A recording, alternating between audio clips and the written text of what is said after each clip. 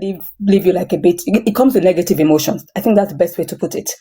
Arguments come with negative emotions, whereas a disagreement is just bafaranya and okay, you agree to disagree, that sort of thing.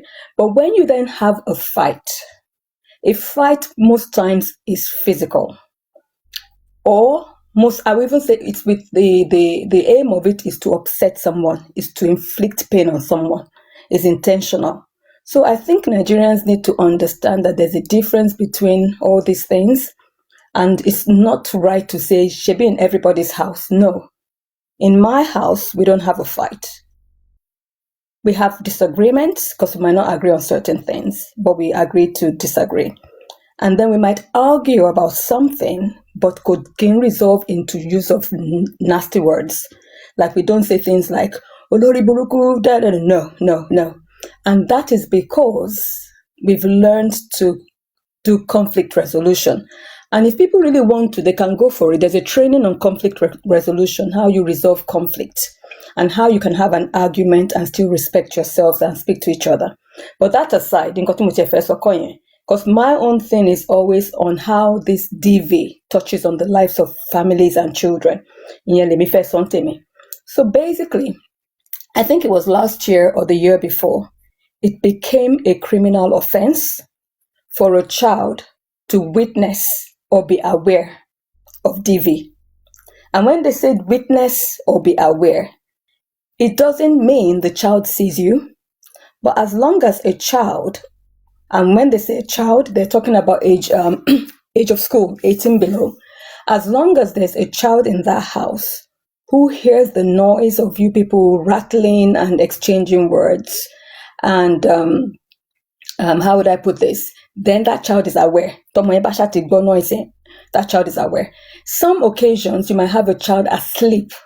If they all they would have to go upstairs or wherever your house is like.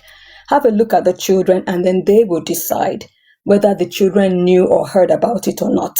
However, that said, it is criminal offense in the UK to bank if that's the thing. So for the sake of the children, I would say let's have a review of how we address conflict in our homes. It's very important. And it's a criminal thing, or those sort of things. It also impacts children, even though there might be several reasons, because some people it might be financial abuse, some people it might be sexual, some people it might be, somebody's just coercively controlling you, they won't let you be. There's all of that. But what I want to say is there's always a cycle. And whilst it's not something I look at or look too lightly, because I've seen so many of the impact of DV, not only on families, not only on adults, but more so on children. So what I'm going to say to you is there's always a cycle. And in as much, if you heard that recording, Tianche, you could hear her say something about 3-4 times, which means it's a repetition. It's something that always is there. And it's just the cycle of abuse, because they should be able to tell as adults when the tension is building. They should be able to tell when there's going to be an incident or a situation. Then after that, of course, they reconcile, there's calm, and then the cycle goes again. Could you just please in the comment section just say yes if you can hear me? Sorry, I know my voice is a bit, I'm in my me era, just chilling, minding my business. My voice isn't like 100% today. Thank you. God bless you. Thanks so much. So what I now want to touch on, which is always my biggest thing, if you know me well on this platform, think about me was okay. It's got to be something to do with children and young people. And young people goes as far as early 20s for me, but children and young people. But what I want to make us understand, because of course there'll be disagreements, there'll be arguments. Hopefully they're not to the extent of a DV, because the budget betting and all of that, then it means there's an imbalance of power. You're needing some form of escalation. But what I want to touch on today is just the impact this can have on children. Please, I beg you. Because if you hear this and you feel a conviction, please work on it. I beg you. I can't beg you enough. Now, the impact on children. And when I say children, it can also impact the adults. Me impact, but my business is children and young people. But the biggest impact is physical health, real chronic issues. I wish Mayor was around. She would probably tell you that in her line and in her profession, she sees quite a bit of this. But physical health, because if you keep it sustained, you will have things like, if it is really crazy, pushing, shoving, all those things, there could be injuries. You would have sleep issues. And you could even result in something where somebody can become disabled. Because somebody then pushes another person and they hit their head, or they break a bone or something. It can be a really serious issue rather. And I've heard of, I've had to deal with situations where, it's getting heated. Because then it's only the other person. The lady feels, oh, she needs to run because she's used to the person being funny. And if put in Lolori staircase, she trips and falls and breaks her ankle. Now, because of the age she was, the healing process of that thing, every time the winter bower, she would have issues in that ankle. And it almost, I'm not saying she was disabled, but what I'm just saying is you can see how the worries and the fears of this thing can easily become a big deal. So that's just what I'm saying, because you can become hurt in those things. Now, another really big factor here is mental health. Because you keep worrying, you're scared of the person, you're thinking, can I leave this person? You can then have this anxiety sort of situation, you become a depressed person. It is massive. And you would have heard, even on this platform, I never leave here. So anything I hear on TikTok is because it's brought here. But I've also heard of things like somebody took Barre because of Okuri. And people are saying, why would she do that? It actually leads to those sorts of ideation that people start thinking, okay, loving is so much, but I'm going through so much with this person. Is it really worth it? And also, economic and social impact. Because you're fighting like thunder. If you fight so much one day and you're a little bit or something, it might lead to job loss. Or you go to your spouse's place and go and report them, it might lead to financial issues. And once there's that financial issue, we're in that situation, they must suffer. And I'll give you one example I've had to deal with in the past. They were serious. They were just having a disagreement or whatever. When they decide to keep malice, 1 year old, they were keeping malice. Do you know that the baby was unwell? And none of them noticed it, that this child had become unwell, because they were not speaking to each other. It just so happened that I think the husband just came home and just for that sort of thing. And because there was malice, she did not even, and the wife, this is the wife, she did not even think to say to the guy, this child is not feeling well. Don't ever get to a place where there's malice to an extent that you become so selfish that you don't think about the child. Now, are you honestly being selfish? Maybe not. I think maybe you as the adult are so engulfed in the mental, emotional stress of it all that you can't think beyond. And that's where it's important to learn to forgive. Because bitterness also has links to all this, cancer and all these things. Bitterness, anxiety, and all these things, they have links to all of these things. Or, and when I say cancer, I'm talking about also growth of, tumors and all of those things. So please, I can't emphasize this enough. I'm not saying I'm a know-it-all. I'm just saying that this is part of the field I'm in. And I know it like the back of my hand. So many people have become terminally unwell just because of hatred, just because of bitterness. If you think it's an exaggeration, I leave you with this, and Mayo can always testify to it when she comes. you spend more muscles frowning than smiling. So just think of it in that way. And some of you, some of these people, I'm sure Mama ache one when they finish because of all the noise and the yeah. Honestly, I really, really feel that if people have those situations in their homes, they really need to seek right help and have people. I'm not saying Boromiro kind of thing. No, I'm saying it takes two. Seek help so that there's somebody somewhere who can teach you to conflict resolve. Now, hear me. I'm not saying people who would listen to one side of the story and listen to another side of the story and then tell who's wrong. No. Don't get it mixed up. For both of you to ever get to that situation, it means there are communication issues and there's problems with resolving conflict. So nobody, even though there might be an aggressor, but nobody is better than the other. You both need help. Seek help on how to conflict resolve. And it's not always the case of one person is hot and the other person's got to be hotter. No. And it's not a case of somebody saying, you see, some things I think are a blessing because if it's part of what you're an expert in the field of, it comes to you like automatically. That's the way I'll put it. Now, what I mean by automatically is maybe because of my field, the way I see home life might be perhaps different.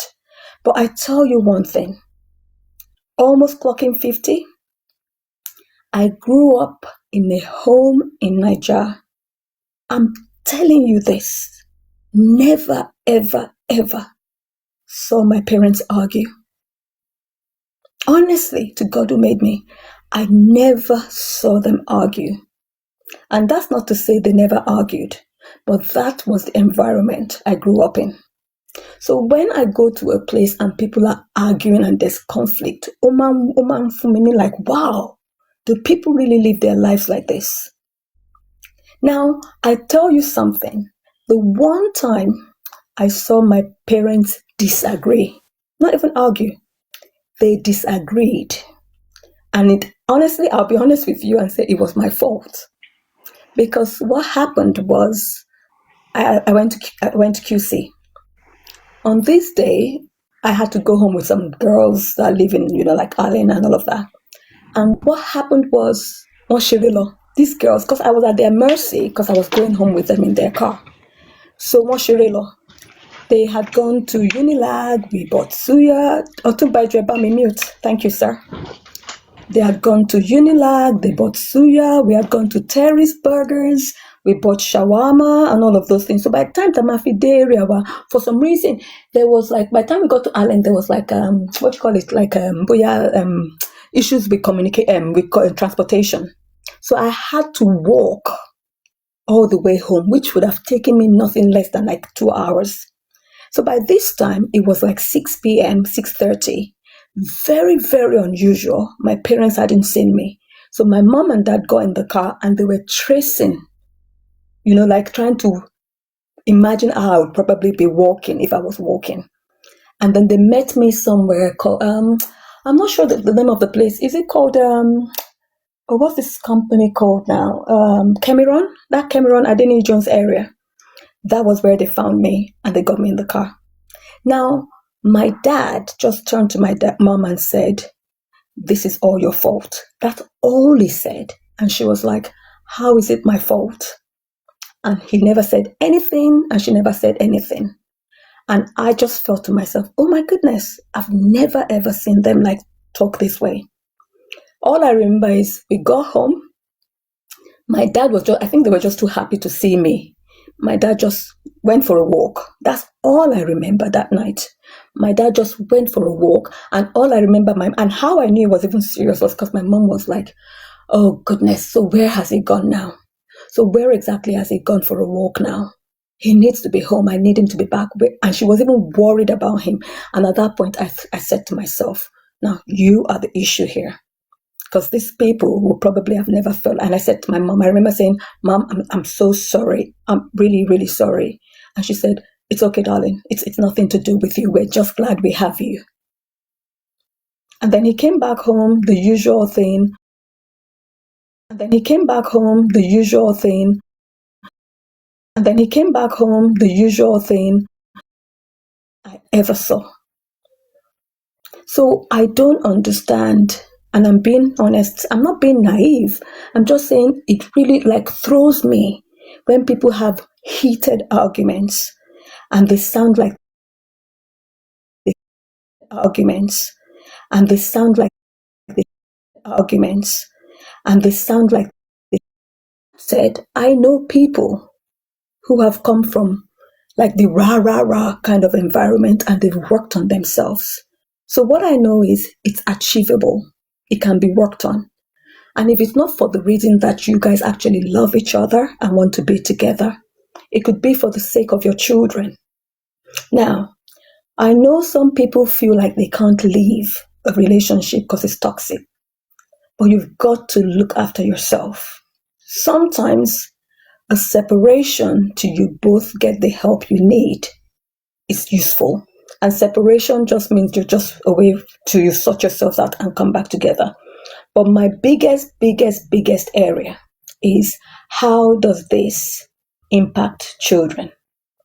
How does it impact children? Now, there's so many impacts this has on children. Many impacts.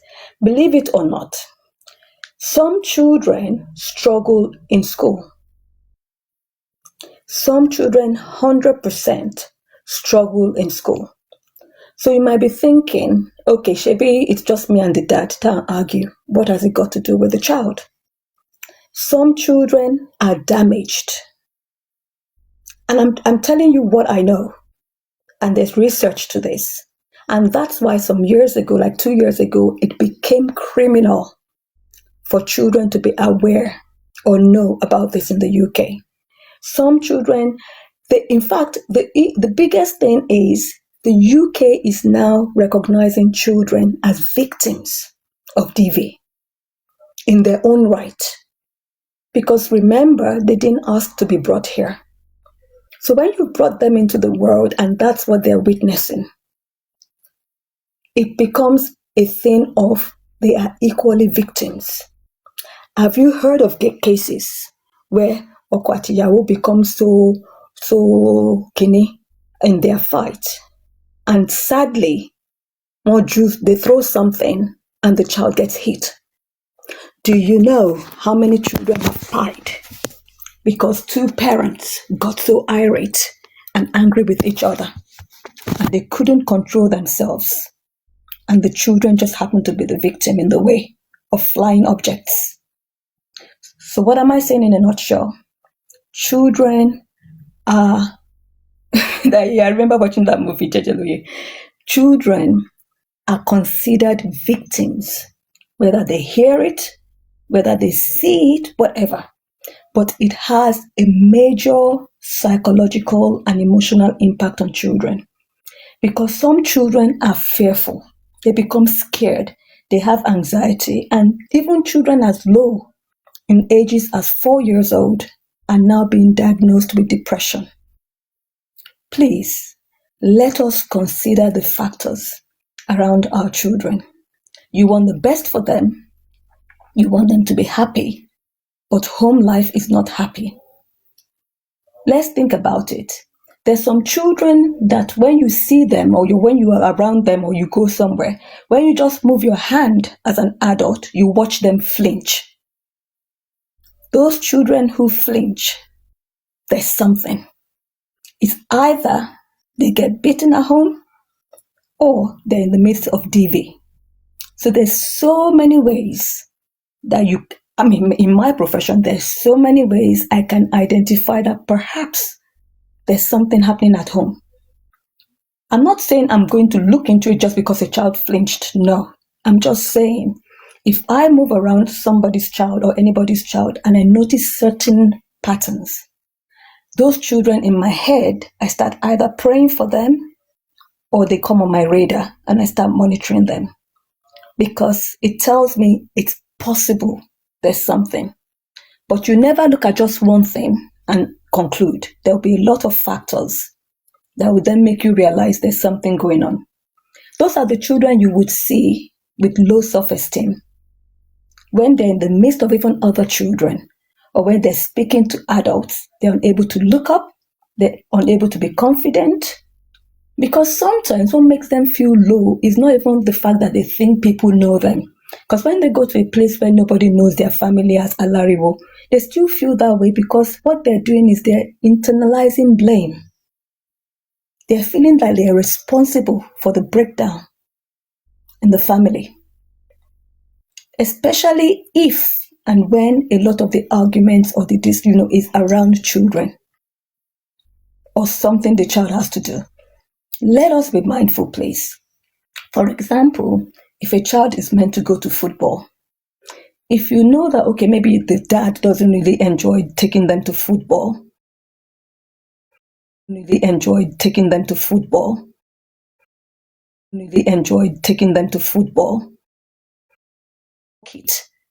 then the mom says to the dad, "Phone trials or phone game," and the dad says, "Why am I going to do that? I'm busy. Why can't you take?" Then it becomes an argument.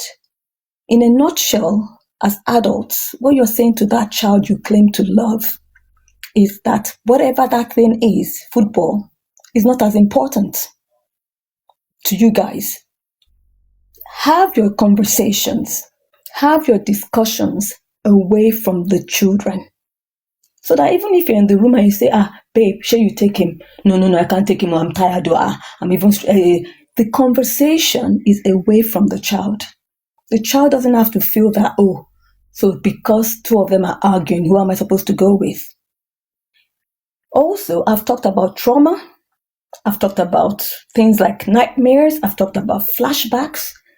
Some of these children become really sad and they become depressed, especially if the occurrence is massive. And these are the same children perhaps you would see with behavioral issues.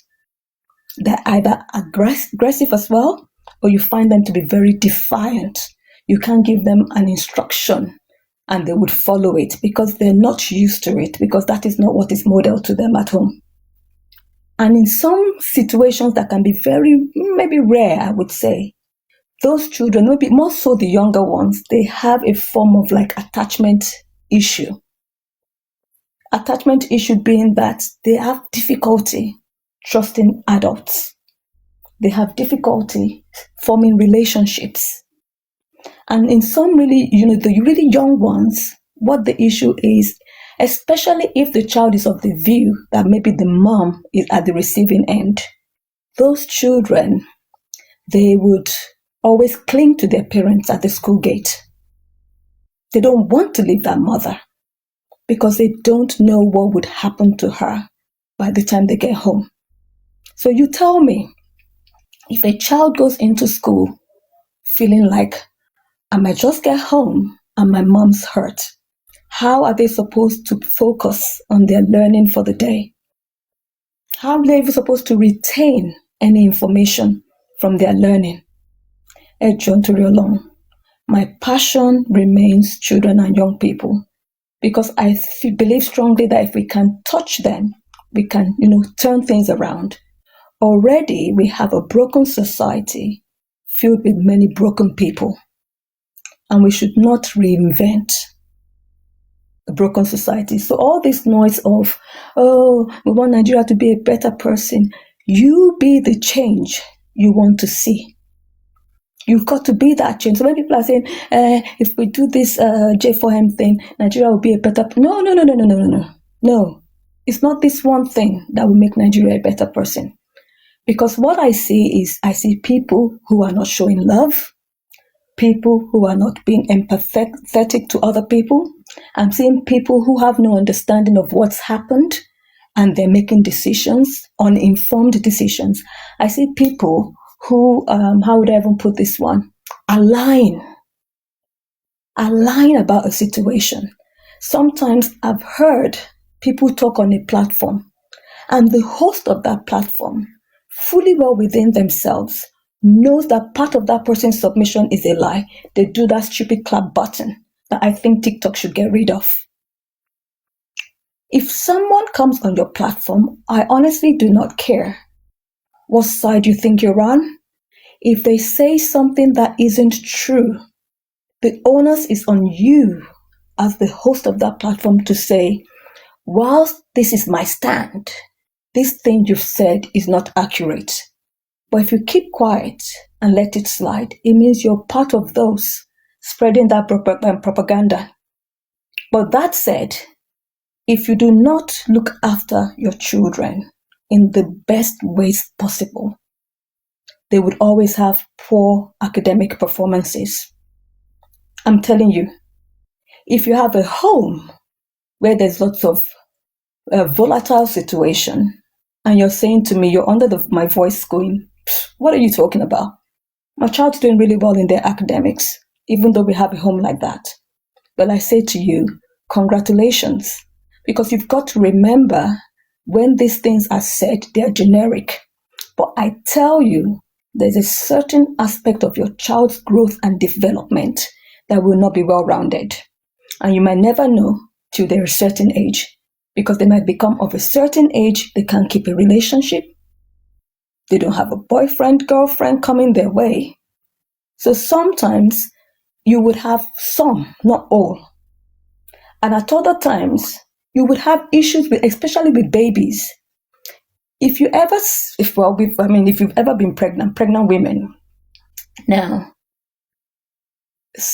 when a pregnant woman becomes agitated, I need Mayor here because it's not my field, but if you've ever gone to attend or support people with DV and Obiriyen, that's why some of them have miscarriages. The tummy would be like, oh mama, up, down, up, down, up, down, that sort of thing. That's why they always sometimes have to sedate some of them to get them to calm down. And you can imagine if a baby is experiencing that in the womb, their growth is not as best as can be, and then they come into the world.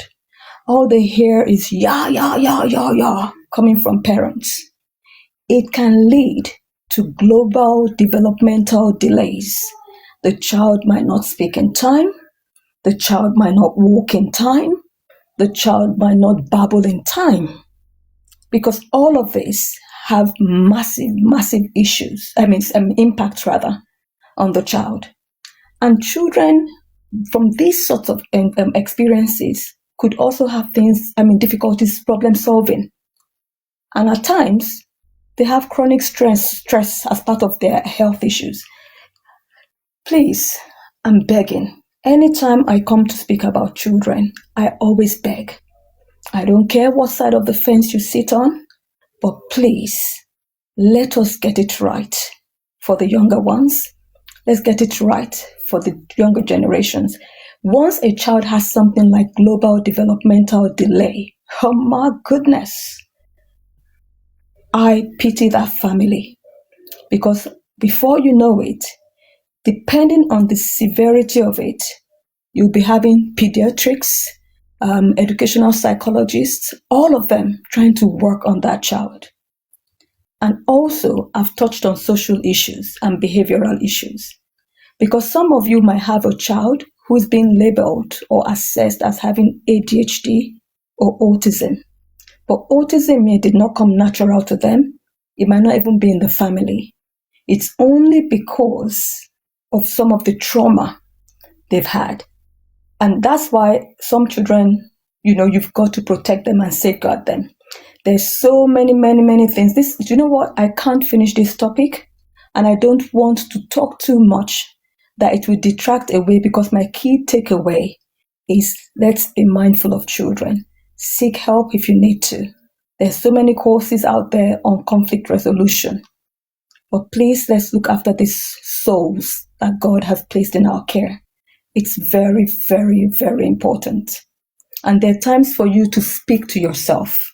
Speak to yourself when you're getting angry and upset. How do we want to address this?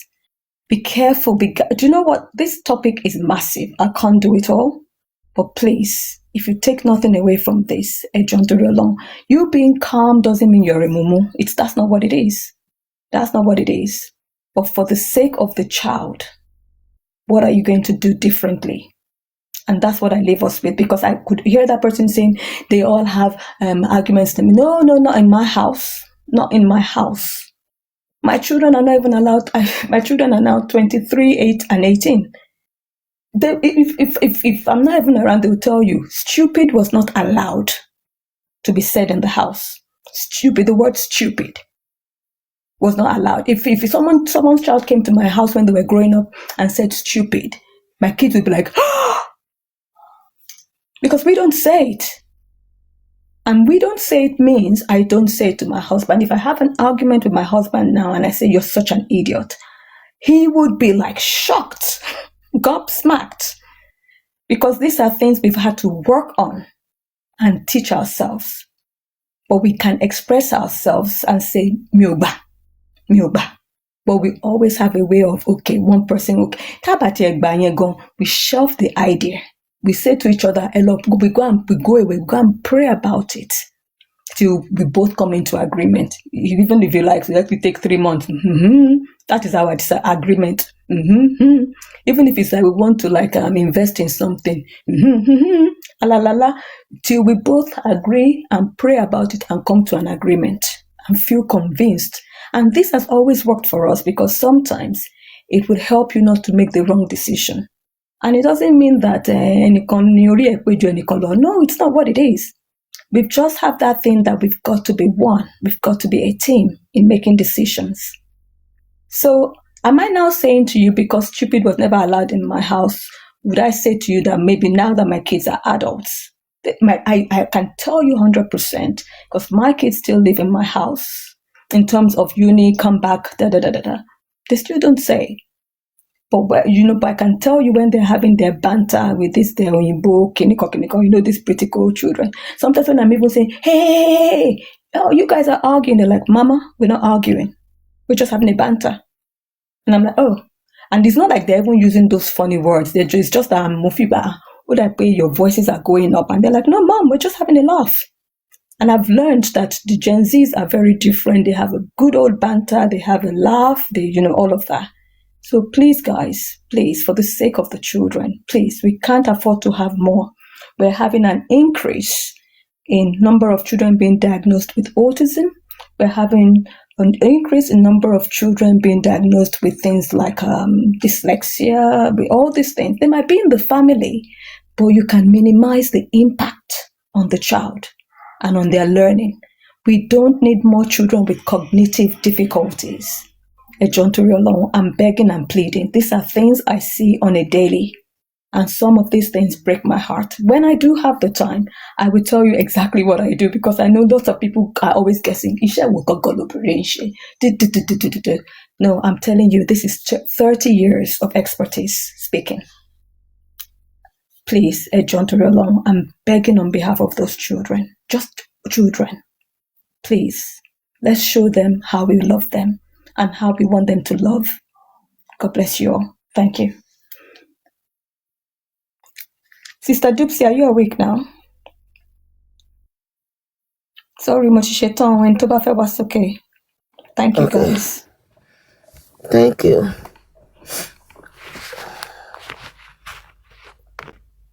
So let me go look for who is out. Just pray for some few minutes. I told them to take over.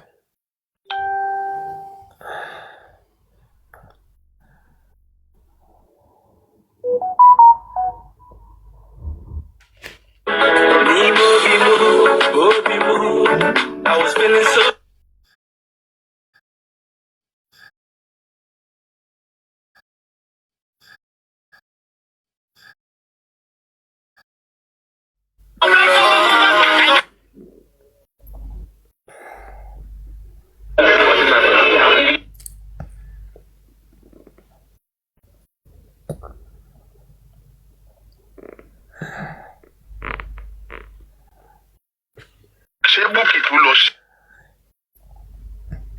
Lórí burúkú music wa. Oh yeah, download. Oh yeah. That's what me about me to me now. What do I want to block?